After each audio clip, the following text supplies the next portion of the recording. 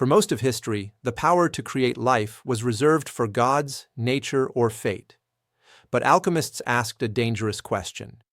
What if we could make a human ourselves? That dream, or nightmare, is where the homunculus was born. The word homunculus comes from Latin and simply means little man. Historically, though, it meant something much stranger, a tiny artificial human being.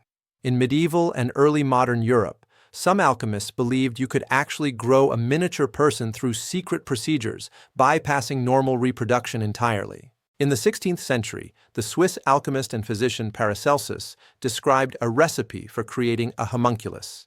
He wrote that human material, sealed in a glass vessel and buried in warm manure for weeks, would slowly begin to move and take on a human shape. With special feeding and care, it would grow into a small, fully formed human, which could then be raised like a child. To Paracelsus, this wasn't just a monster, it was proof that art could imitate creation itself.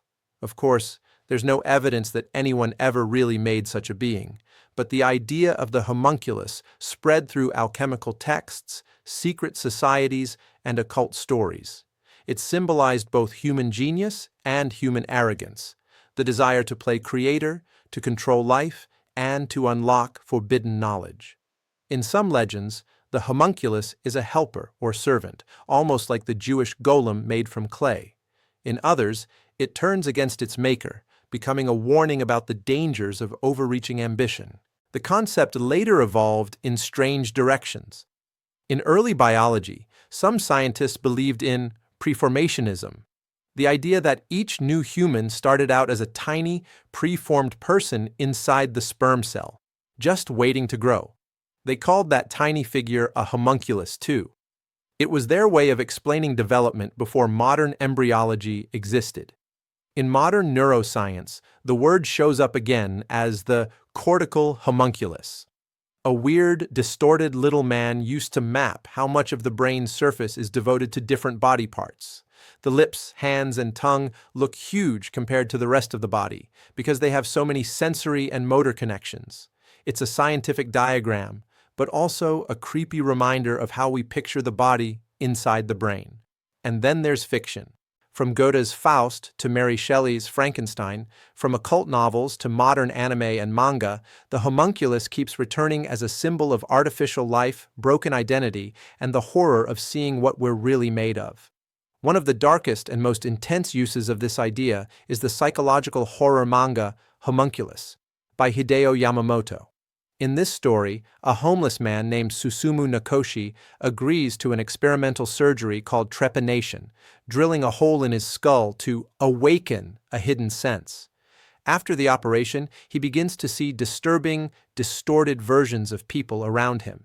These visions are called homunculi, not tiny bodies in bottles, but symbolic, twisted images of each person's inner trauma, fears, and secrets. The manga uses the old word homunculus in a psychological way. Instead of an alchemist growing a little human in a jar, we watch the main character see the hidden, warped human inside each person's mind. It becomes a question not just about artificial life, but about identity. If we could see the true shape of someone's inner world, would we try to heal them, judge them, or run away? Historically, the homunculus asked, can humans imitate the act of creation?